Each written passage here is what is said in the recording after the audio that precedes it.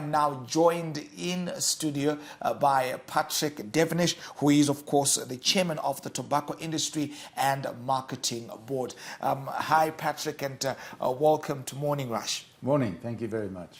Fantastic. Of course, much to talk about where the tobacco selling season is concerned. Against the backdrop of the El Nino-induced drought, what is the state of the tobacco industry at this point? Well, El Nino affected the whole agricultural sector very badly, and of course tobacco is a big part of that. However, tobacco is a very drought-resilient crop, and whilst we were affected, and the crop size will certainly not be as big as the 296 million kilos we got last year, we're looking at around about 240 million kilos. We've sold just over 100 million kilos now at an average price of $3.58, I think, and the market is going very well, and this is primarily due to very strong global demand for Zimbabwean leaf.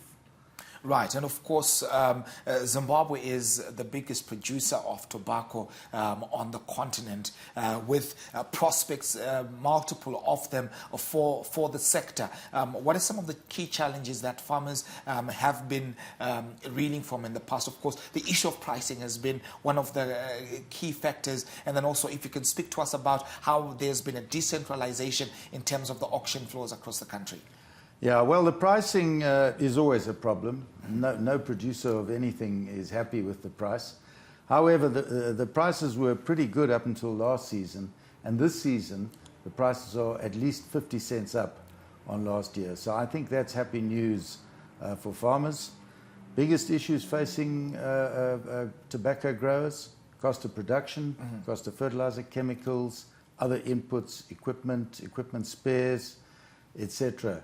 So those are big problems, but the biggest single issue facing our industry is sustainability, and the fact that a lot of smallholder farmers are still being forced to cut indigenous forests to grow their tobacco. And there are several bits of work being done to try and get away from this problem. Right. Now, may you speak about the decentralization of the selling points, and as far as tobacco is actually concerned? Yeah. So the big change that happened in tobacco post-land reform was the contract farming system. This means that the contractors provide the inputs to the growers sell the tobacco, the contractor recovers his money, and then he proceeds. So this has allowed us to decentralize the industry, and there are markets in towns like Chinhoyi, Marondera, Mvurui, etc. And these markets are working very well. It makes a smallholder farmer's life much easier. He doesn't have the issue of transporting the tobacco and himself all the way to town to sell his tobacco. He's got to find somewhere to sleep, somewhere to eat, etc. So this decentralization has worked very well. And of course, that convenience there that's been brought to the farmers for them to, have that easier flow in terms of them being able to sell their tobacco. Now, the sustainability of the crop. There have been some clamors from certain quarters of the world calling for a replacement in terms of the crop owing to environmental concerns, health concerns. How are you as an industry embracing or dealing with that particular situation? Well, I think the first thing I have to say is we're not in any way looking to replace the crop. We are the world's preeminent supplier of flavored tobacco, and virtually every cigarette manufacturer in the world will want a portion of his cigarette to consist of Zimbabwean tobacco.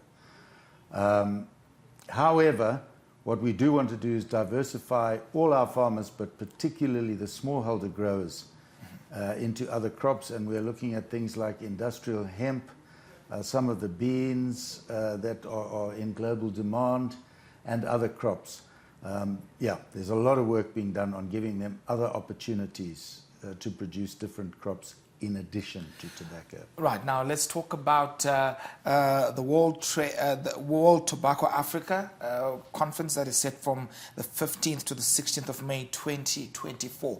May you share with us the teensy-weensy details of that event?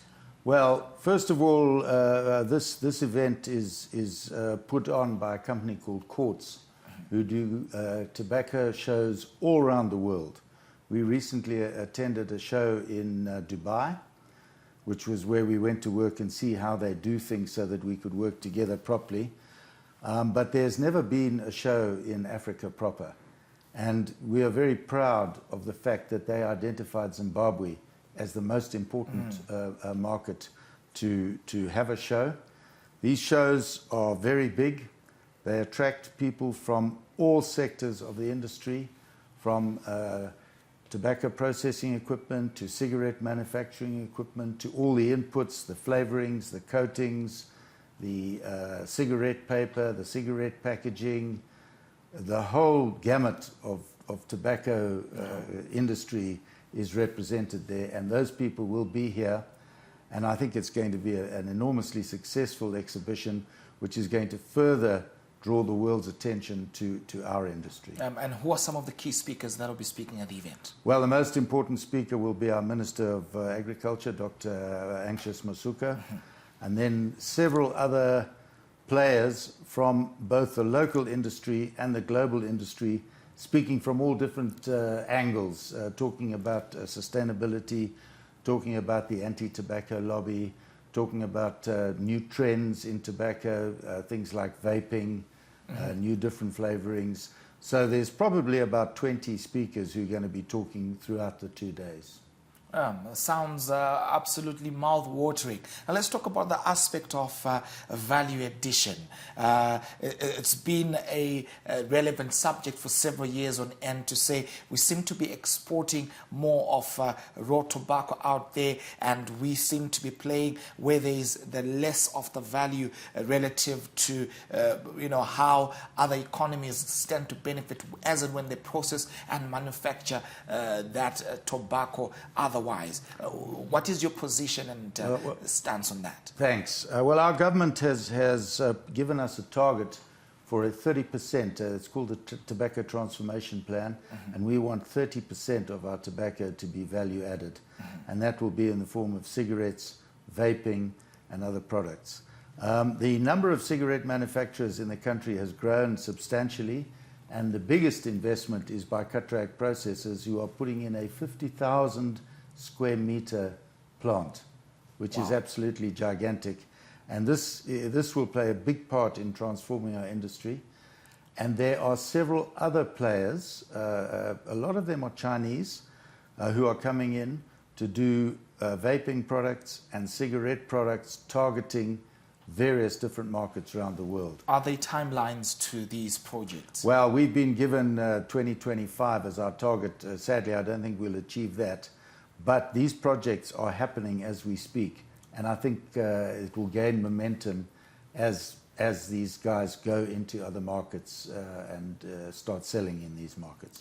Well, of course, for more detail on the state of the tobacco industry, not just of Zimbabwe, but of the continent at large, you want to make sure that you attend the World Tobacco Africa Conference from the 15th to the 16th of May, of course, here in Zimbabwe. Where can they access the details of this event, Patrick? Well, if you just go to the website, World Tobacco Africa website. World Tobacco Africa website. Yeah, and the event is being held at the conference center at the Rainbow Tower. At the HICC, so you want to make sure that you look that up online and get all the details that you need to be a part and parcel of this particular conference.